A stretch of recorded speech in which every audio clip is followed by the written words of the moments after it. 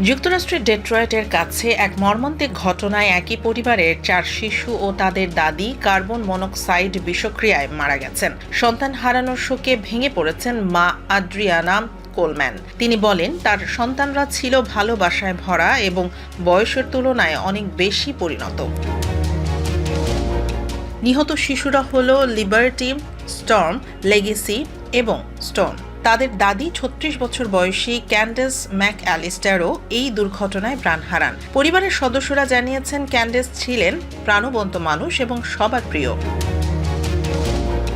ঘটনাটি ঘটে ডেট্রয়েটের কাছে ফিলিপস এভিনিউ এলাকায়। তদন্তকারীদের মতে, গাড়ির চাকা নষ্ট হওয়ার পর পরিবারটি সাহায্যের অপেক্ষায় গাড়ির ভেতরে বসেছিল। সেই সময় গাড়ির ভেতরে কার্বন মনোক্সাইড গ্যাস জমতে থাকে। পরে শিশুদের বাবা সেখানে এসে তাদের অচেতন অবস্থায় দেখতে পান এবং জরুরি সেবায় ফোন করেন।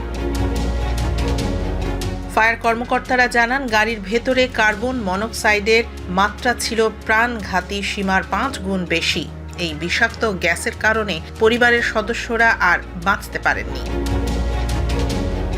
অ্যাড্রিয়ানা বলেন, তিনি তার সন্তানদের হাসি, চিৎকার এবং প্রতিদিনের ছোট ছোট মুহূর্তগুলো খুব মিস করবেন। তিনি জানান, তার পুরো জীবন ছিল সন্তানদের ঘিরে।